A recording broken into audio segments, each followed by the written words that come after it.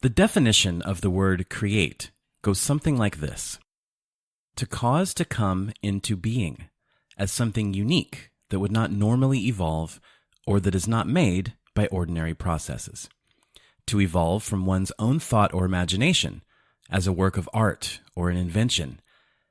To do something creative or constructive. The world has kind of twisted what it means to be a creator. Most of us are quick to pinpoint visual artists, musicians, authors. Well, sure, those people create art, but all of us are creating. You might be a creator without even realizing it. Did you post something hilarious on Twitter? You created laughter. Do you work on user interfaces? Guess what? You're creating an experience. Did you put a ton of thought into decorating your apartment? You're creating a mood, a welcoming environment. Did you cook a homemade meal for your family last weekend? You created something, well, fulfilling from lesser ingredients, and you probably created a little slice of happiness. Maybe this sounds dramatic. After all, I'm a writer. But look, recently a prominent developer in the Linux community said that creating a new Linux distribution and sharing it with the wider world was selfish. That there are enough distributions already, and chances are you're probably not contributing anything to the ecosystem that's new or fresh. Well, even if that's true, so what? Don't let anyone stifle your creativity. Don't let any force around you suggest that the creative spirit that's instilled in all of us isn't valuable or worth pursuing or worth sharing with everyone. When I was growing up, someone very close to me tried to convince me that I shouldn't pursue writing, that I shouldn't be a dreamer, I should be practical. I'm pretty happy that I let that poor advice bounce right off of me. Go make stuff. Go share it with as many people as possible. You might change someone's mind about something. You might change a life. You might just make someone smile for a second. Or you might inspire someone else to develop their own unique twist on your idea. So as you're going about your daily life, think about what you're creating in the process. Because creating stuff is what this show is all about. This is Linux for Everyone, Episode 3. Welcome home.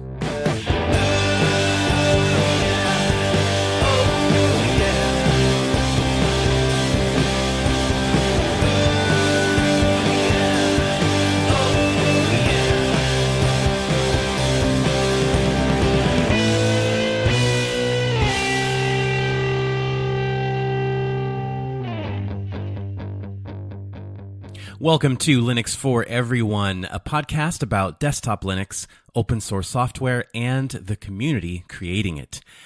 My name's Jason Evangelho, and I write stuff about computers and gaming and Linux over at Forbes, and I like you whether you use Emacs or Vim.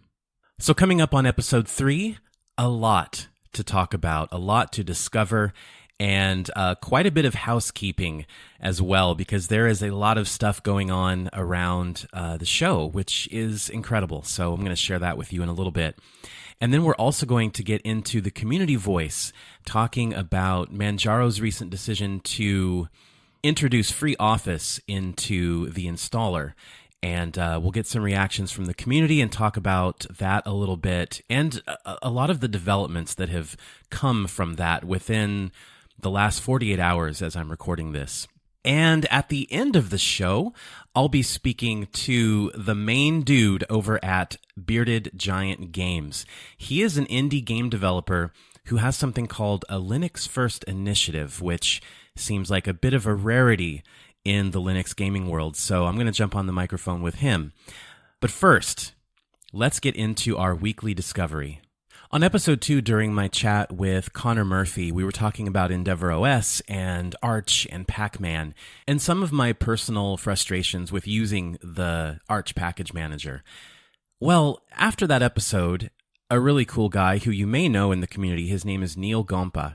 And Neil, I hope I pronounced your last name correctly. Anyway, Neil is a developer at Fedora and OpenSUSE. And he threw a really cool link at me. It is mankier.com, Mankier. And the goal of this site is super simple. Mankier tries to make reading and man pages, which stands for manual, as convenient as possible. You just go there, search for command, and then you will get a detailed description of what that is, some various examples of how to use it, and also an explanation of what that command is doing so that you can kind of learn as you go. It is very comprehensive. For example, if I type in Pacman-S, you'll see that it stands for sync. And you'll get a 3 or 4 paragraph explanation as well as various flags that you can use with that. It's really wonderful. It's very clean looking. It's laid out smartly. If you want to start increasing your command line knowledge, this is just an awesome resource. It's mankier.com.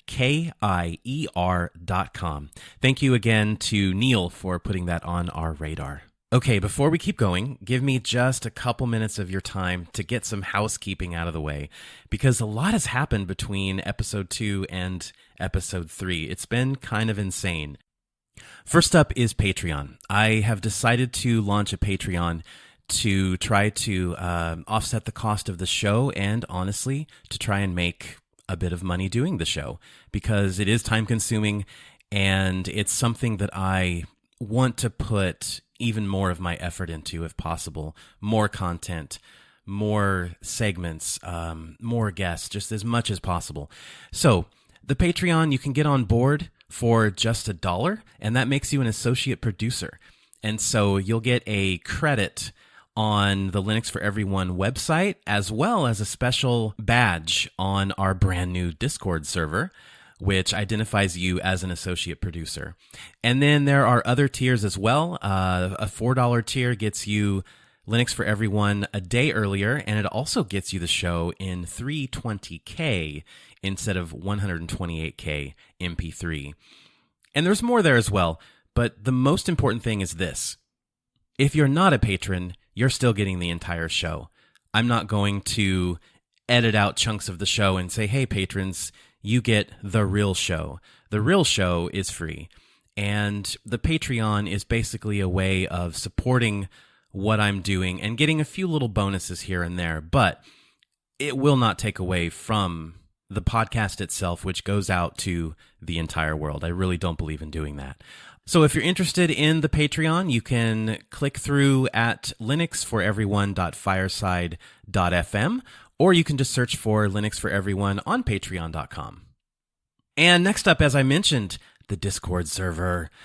I wanted to open up this community beyond just listeners of the show, because it has blossomed into, honestly, one of the friendliest, most helpful, generous, just amazing Linux communities that I've been involved in, and a lot of other people on Telegram have said that as well. And I wanted to create that same kind of friendly community, but for Linux users in general. So this is not something where, you have to listen to the show to be involved. Not at all. You can talk about Linux gaming, you can talk about music, you can, share some Linux porn if you want to, some screenshots. We even have a help desk where a lot of the members that are already there, a lot of experienced people too, can hopefully give you some help if you're having issues with a new distro or whatever. And of course, there are also voice channels, and that's something where you can just hop into the mix at any time and chat with other members of the community, maybe organize a game night, something like that. The sky is kind of the limit. So you'll find the invite link to the Linux for Everyone Discord server over at the show notes, which is at, you guessed it, linuxforeveryone.fireside.fm. And one more thing. Social media. You can find Linux for Everyone at Telegram, Facebook, and Twitter. And all 3 of those are Linux, the number 4, everyone. That's Linux, the number 4, everyone. Speaking on behalf of the entire community, we hope to see you in at least one of those places, because it really is a blast. Okay, gang, thank you for giving me a few minutes to get that housekeeping stuff out of the way. Let's jump into community voice. This is a recurring segment where I solicit your feedback about something that's trending or something that has happened in the Linux community. From time to time, I'll ask you for your opinion about something that's been happening, and I will put the word out on Twitter, on Discord, on Telegram, and on Facebook. Getting that audio to me is really simple. You can email the show, Linux for Everyone, at pm.me. And if you're on Telegram, it's really simple to just pop a voice message into my inbox. So keep an eye out on social media for future topics. This topic is one that moved really, really quickly, and that is Manjaro's decision to replace LibreOffice with FreeOffice. Originally, this announcement was made very quietly and somewhat vaguely on the Manjaro forum, simply saying that they would ship SoftMaker's FreeOffice by default. And LibreOffice has always been the one that ships. It's a kind of the de facto, like default open source Office suite for many, many Linux distributions out there. And within about 48 hours, we heard one of the lead developers for Manjaro appear on Linux Unplugged, talking about the rationale behind their decision, and also, and I think this is a crucial thing to point out, that no money has exchanged hands between Manjaro and between SoftMaker. And a few days after that, Manjaro then backtracked and said, hey, we're going to give you a choice. So for Manjaro 18.1, the installer will ask you, do you want LibreOffice? Do you want FreeOffice? Or do you want none? And I think that's a real win-win. And so when I gathered this community feedback, that had not happened quite yet, but it did bring up a larger discussion about proprietary software versus free and open source software. Here is some feedback from the Linux for Everyone community. I have no problem with the proprietary stuff. I use WPS Office as my primary Office suite. What I have a problem with is they didn't do a great job of communication. This seems to be an ongoing thing with a lot of Linux projects, though. If you're going to do stuff, let your current user base know. If you are looking to grow, that is totally understandable. But on the same note, you have to communicate with the people who helped get your project to where they're at. Thank you, Dark One LTG. Appreciate you sending that in. And it's a fair comment. But at the same time, we don't know what the master plan was. We don't know what the lead developers at Manjaro had mapped out for making this a reality. Maybe it was just something that they would put into the next one or two release candidates of Manjaro 18.1 to get feedback and perhaps improve the product. Maybe they thought that simply announcing it quietly on the forum would be fine.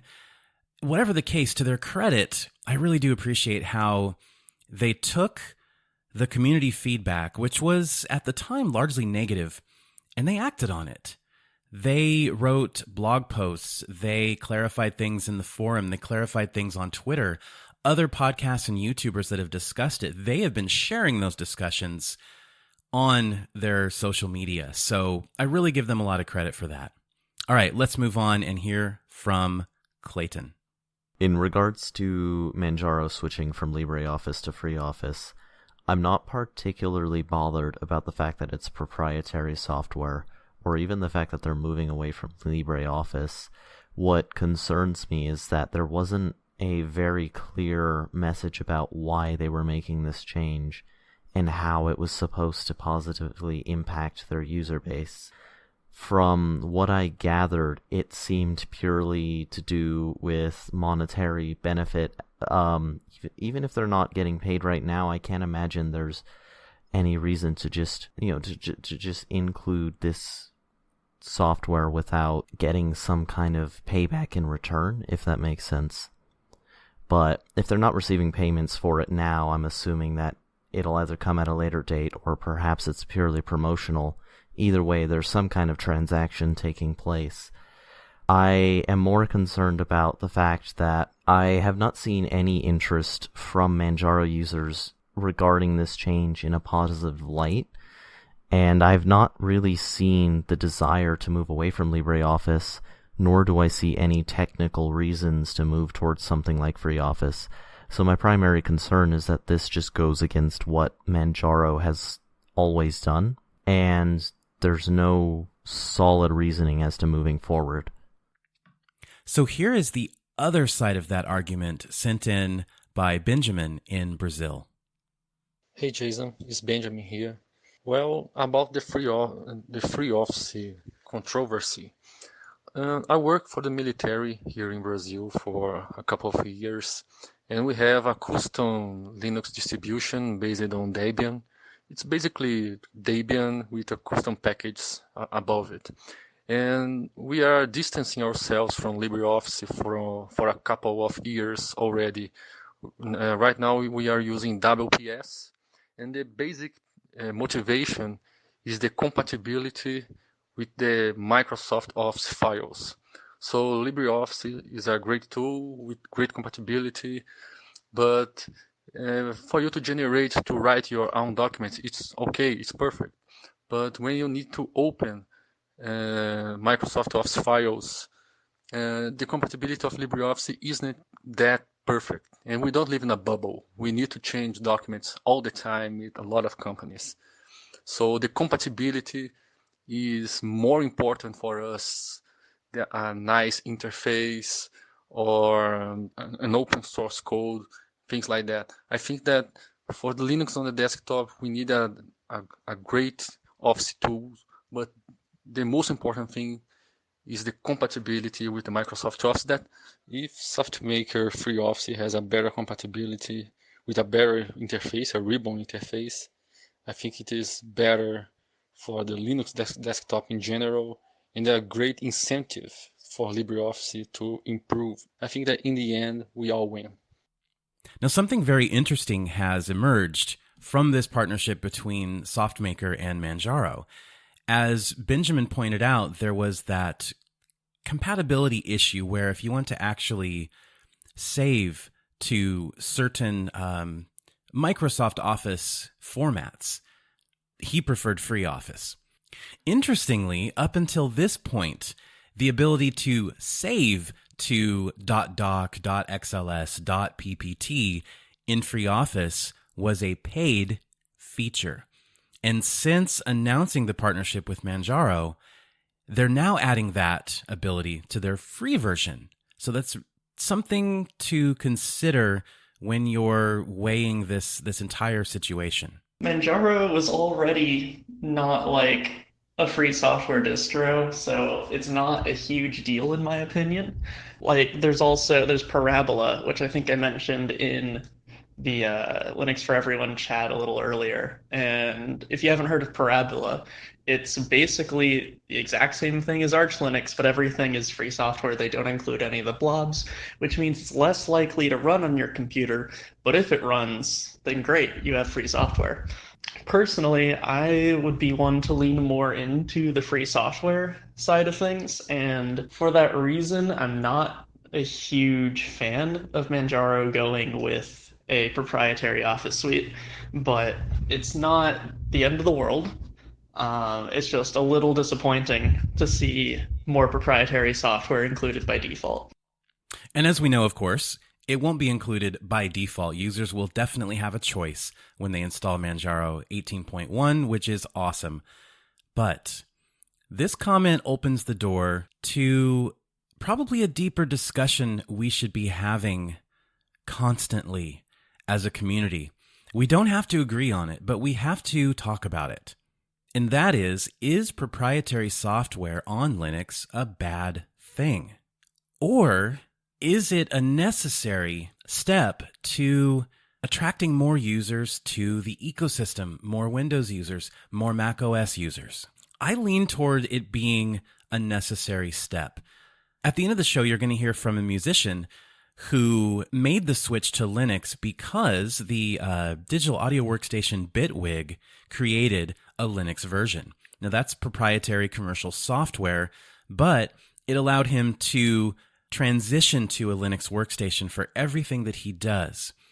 And I think that when that happens, those users are going to be more exposed to the ideas of freedom and open source, and they're going to see a lot more of those open source pieces of software and that community and those developers.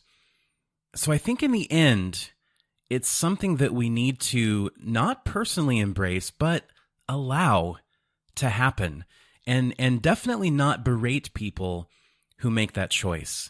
And finally, I would say, if you're not satisfied with the open source software that you're using, reach out to the developers and ask them if they need help. Could they use donations? Could they use suggestions? Could they use marketing? There is so much that we can do, even if we don't write a single line of code, to improve our favorite software and make them more competitive with the proprietary commercial software that's out there. So that's my stance on this situation. And I want to thank everyone who sent in comments to be played on the show. I hope you guys enjoyed the variety of feedback that was presented here. Let's think of something for the next community voice. And here is a potentially tricky question. Would you still use Linux if you had to pay for the distribution? Fire off your thoughts in audio format to linuxforeveryone@pm.me. And now it's time for another installment of the Linux Gaming Report. Before we get into my discussion with the head honcho over at Bearded Giant Games, I wanted to let you know the feedback for Liam's segment from Gaming on Linux in episode 2 was super positive, and I'm thrilled to tell you guys that he will be back once per month for that exact type of segment. So I hope you look forward to that. Okay, have you ever wondered what it takes, what goes into being a one-man indie game development studio? Have you ever wondered how many sales you have to make a living? Have you ever wondered, what does QA look like? What does the interaction with the community look like? I was fortunate enough to get all of those answers from Zapa, the big boss over at Bearded Giant Games. Here is our chat. Sit back and enjoy. Zapa, thank you so much for coming on to the show and chatting with us for a little bit. Tell us a little bit about your game studio and what you've been working on recently. So I'm a one-man development studio. I work in what I call the workshop. It's full of 3D printing and Arduinos and electronics, and the small, tiny computer or gigabyte bricks that I've been developing on for the past, 5 or 6 years. And I also have 2 cats that run around the studio and make a mess out of everything. So you're doing all of your game development on a gigabyte bricks? Yeah, everything since 2014. The first thing I'd love to hear about is your Linux origin story. Like, where did you get your start in Linux, and what caused that? I think it was 2006. Ubuntu was shipping their Ubuntu CDs, in a cover with Ubuntu 6.04 on it. And I had this guy at school, and he came over to me. He's like, "Yo, wanna buy an original Windows? It's gonna cost you like $2. It's an original operating system." And I was like, "Yeah, which Windows is it?" "Windows Ubuntu." I'm like, "Yeah, screw it. Yeah, hey, I have it original." Yeah, back in the 90s, everyone in Romania, especially, we were pirating everything. That's Windows, that's a lot of things. And I had a small problem with doing that. But then again, being, I don't know, what was it back then? 12 years old, 13 years old, I can't remember. I couldn't afford to buy an original Windows license. So I got the CD from the guy. It looked original. It was one of the CDs that Ubuntu was shipping at home. I brought it home. I installed it. I was like, looks better than Windows XP. And then I couldn't play anything on it.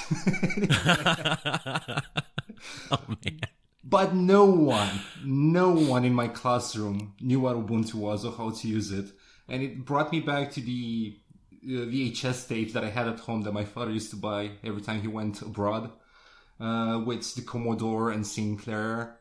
And I felt special, And it's like, hey, I got like my own computer that nobody knows how to use now. Okay, this is awesome. I want to learn about it. I want to do some more things. And I kind of fell in love with Linux since then, and I was been mostly on Linux since 2006. So that brings me around to the reason I wanted to get you on this show. I heard about your games and your studio a couple months back, and I stumbled across something called the Linux First Initiative. What is that exactly? Well, the easiest way to describe it is just me throwing the hissy fit that I'm not living in the 80s. where people got Commodores and Sinclairs and they have their own platform. They just want to support a single platform and just focus on it and make the best that they can out of it. The actual reason that I described in the initiative itself is I just want to stay on Linux, and I want to stay in my corner of the world and just make games for it. And it's easier this way because I don't have to go supporting all these platforms and separate different bugs depending on operating system version and driver version and computer type and platform and things like this. So technically the Linux First initiative is my way of making my life easier while working on the games that I like to work on the platform that I like the best. So is it fair to say that you took this approach mainly as personal preference and a bit of a sanity measure than a financial decision? Yeah, I think that encapsulates it the best. Although, to be fair, I'm not sure it's also a bad financial decision, all things considered, especially with this newest game launch. Yeah, tell us about that. It's called Space Mercs, right? Yes. So, you're gonna start with the beginning. 3 months ago, I technically got rid of my biggest playing clients because I wasn't okay with what they were asking me to do for a game that I was working on. And I got left with enough budget to make a game in 3 months. And because I'm not a huge graphical gamer, I game most of my things either on portable consoles like the DS or the PlayStation 4, and my computers are just not powerful enough. They're all on integrated graphics. And I saw people kept playing Elite Dangerous, something that I haven't been able to play since when it launched. And I really wanted a space game with a ton of ships that would work on my hardware. So I said, hey, I gotta make a game in 3 months before I gotta find a new client or get a job. So why not just make the biggest space game I can make for myself and hopefully put it out there, and hopefully it's gonna sell a couple hundred copies. So how's it doing? At the time this show goes out, I believe it launched about 5 days ago on Friday. It's doing pretty well. It's exactly my expectation. I was aiming for 700 copies sold at the end of the week, or a week later since I put it up on sale. Right now it's sitting at 260 copies sold.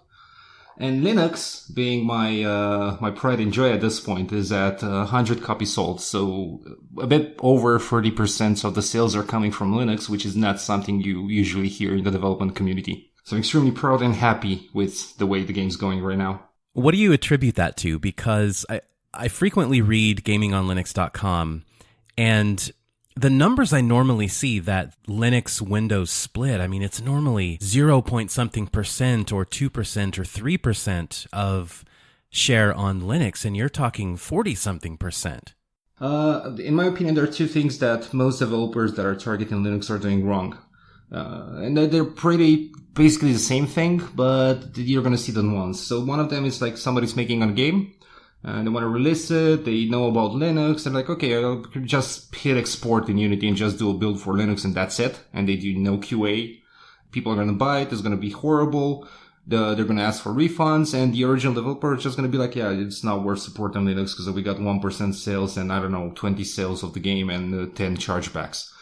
And the second one is people are actually, they want to do Linux. They install Linux on one of their computers. They do proper QA on it. They work on it, but they do not interact with the Linux community. They don't talk to them. Most of their posts are towards Windows users. Let's go for them.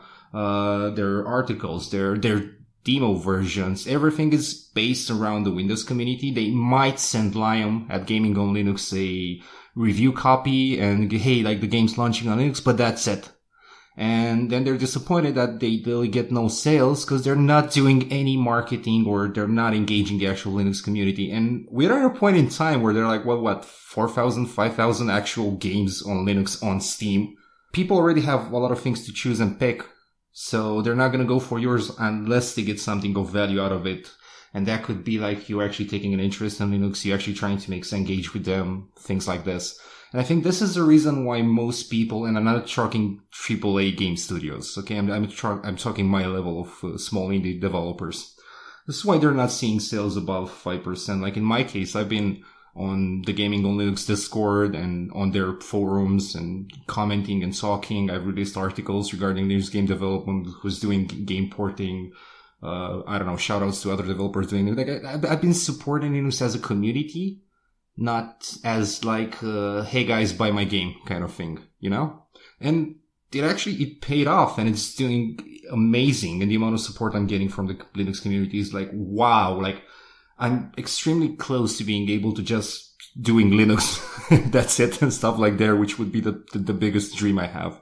I've always thought that the amount of effort you invest in something, you see that returned in some way.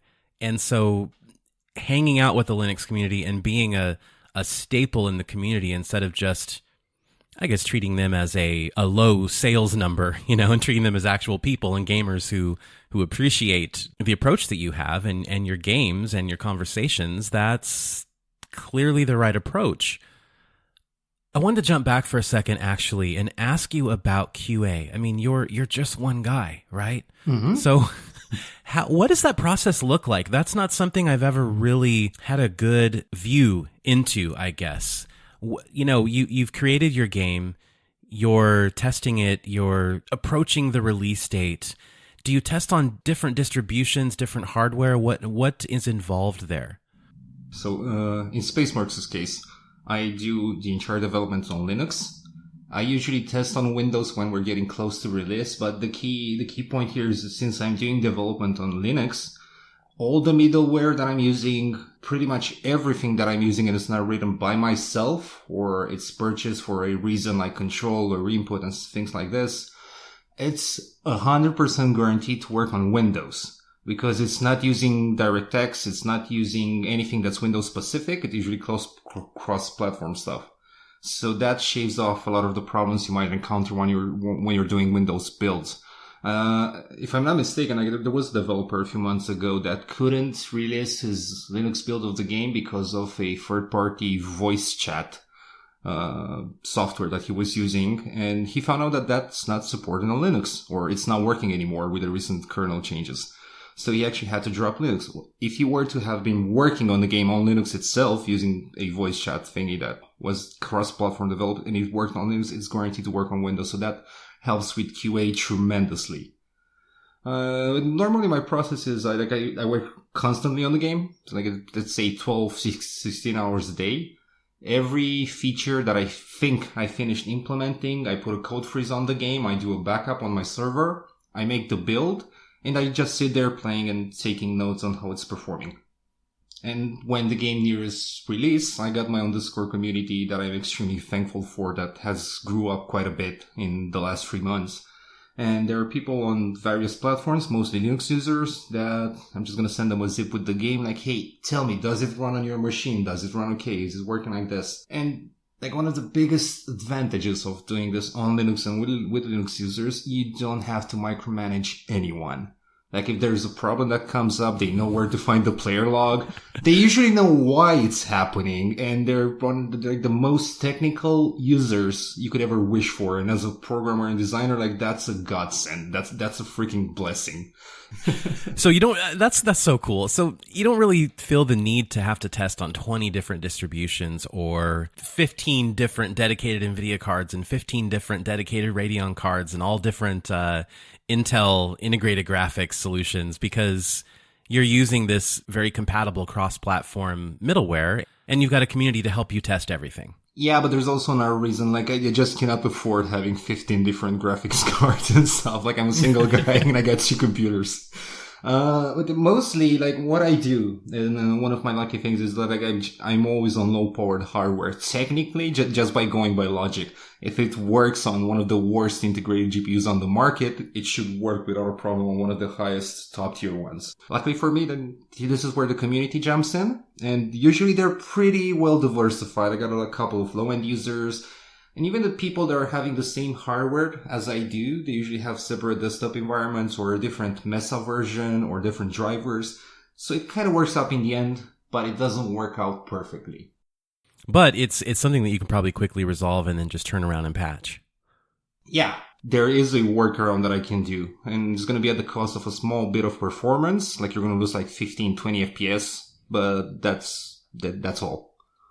Well, that's not too bad considering it's not a very demanding game at all, despite the fact that it looks pretty good and it's pretty frantic. Yeah, that was the goal. When I started working on it, I was like, I want to play a space game But I don't want to be a badass in a huge ship. Like, I just want to be the little guy that's in the middle of a war going like, screw it, what the hell am I going to do? Like, everybody's fighting everybody, and you got moments when you're just in the middle of it and nobody's targeting you and you feel so small and unimportant and you see just lasers flying everywhere. Like, that was the experience I wanted to get with this game. Is what you're doing with Bearded Giant Games, is this a full-time job for you? Well, it looks like it's going to become a full-time job. Normally, like, if you refer to it as a full-time job, just making games under the Bearded Giant brand and my own games and not for client work, not yet. But at the rate the game's going right now, I'm probably going to be able to not have to search for a job for the next 6 months if it's going to hit my targets at the end of the week. That's really fantastic, because if you look at the majority of what comes out of the gaming press and, you know, judging success by millions of numbers, right? And you're talking about a few hundred being able to sustain you for 6 months. That's incredible. Well, it's the benefit of being able to survive in Eastern Europe. We got low rent and we're making games for the United States. God bless all of them. Eastern Europe is pretty cool. You know, something else I wanted to talk to you about is Steam itself. Is it hard as an indie developer to separate yourself from the pack, to stand out in, you know, amongst the hundreds and thousands of games that release every month? How do you do that? I just don't. Like, I really don't. There's no way I can grab Steam's attention with the types of games that I'm making and with my budget and with my reach. What I can do, on the other hand, is focus on pre-release metrics like wishlist. This is what I did for Space Mercs. I just try to speak with the people that would be interested in my game, get them, like at some time actually hunt them, like plead with them to add it to their wish list, and just hope it's going to be enough and it's going to work out, because I can't get Steam's attention.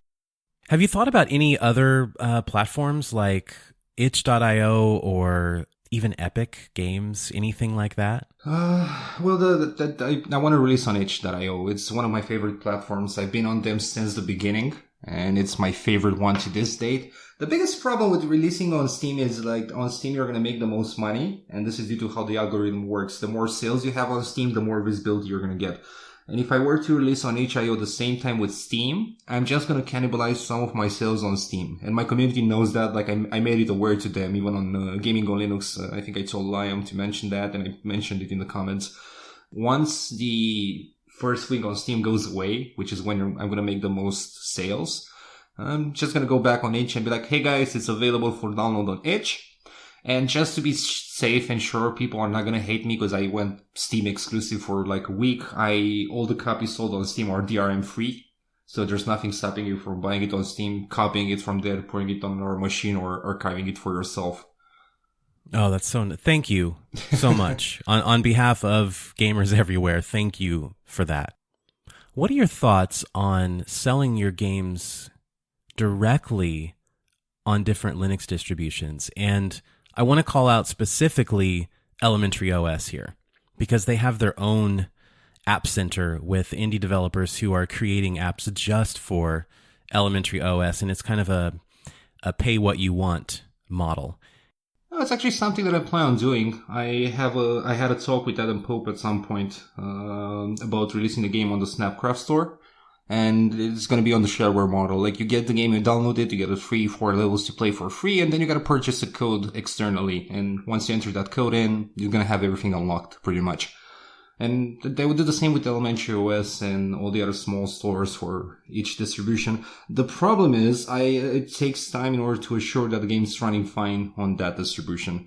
So if by chance I'm going to have, 20, 30 people who purchased the game and played it on Elementary OS, and they give me the green light, like, hey, everything's fine, it's working perfectly, there are no missing libraries, there are no problems with it. Oh, that just saved me QA. Okay, hi Elementary, I'm uploading my game, you can find it here. It's fine.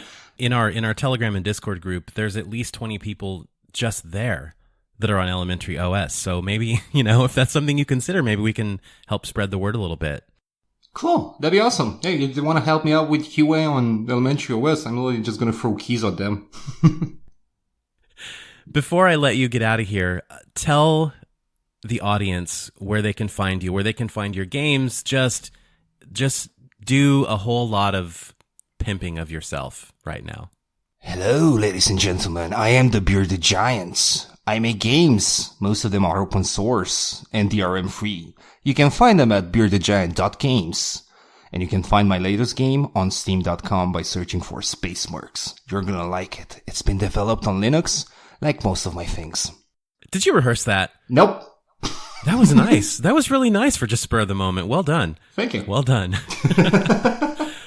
Well, it's been awesome talking to you, and thank you for giving us some insight that we don't normally see, a kind of a glimpse into, the mind and the life of an indie game developer who's focusing mostly on Linux, which I think is fantastic. And I wish you the best of luck going forward. I thank you for having me here, and thanks for supporting me in my games. I know you retweeted the games and you retweeted my things. Thanks. Well, as always, I'm going to take you guys out with songs from the source, and I really appreciate all the feedback you've had for this little segment. It's something I plan to keep doing and hopefully keep improving, and I think the coolest part is that whenever possible, we get to hear directly from the musician, and that just really makes my day. It's fitting, though, that with this conversation about proprietary versus open source free software, that I introduce a little twist and kind of turn Songs from the Source on its head. Because this next artist uses commercial software. And you know what? I think that's okay. Because it allowed him to bring all of his activities finally to a Linux workstation. The artist is Atroxity. The track is Outpost 10.3, and I will let him introduce it. But before I say goodbye, I want to give a shout out to the show's very first patrons: Anthony, Big Daddy Linux, Haplo, James, Jan, Lee, Matthew, Patrick, Robert, Tim, Tuscan, and Zebediah Boss. I'll see you guys for episode 4. In the meantime, take care, and take care of each other. Hi, I'm Atroxity, and I run Linux on my workstation in the studio. So all the music that you find on my artist profile on Spotify and Apple Music and so forth are created and mixed and mastered on a Linux workstation. And on Linux, I run Bitwig as my DAW of choice.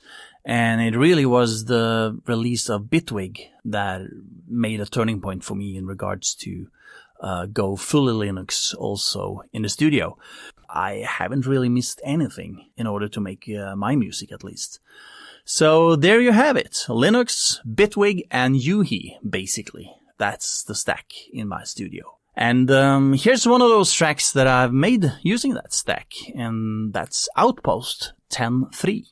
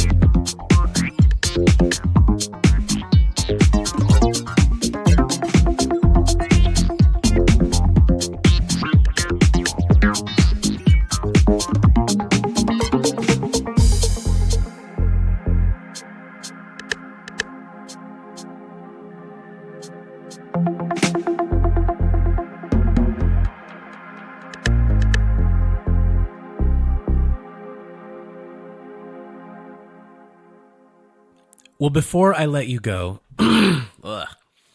before I let that he will be back once a month for that God.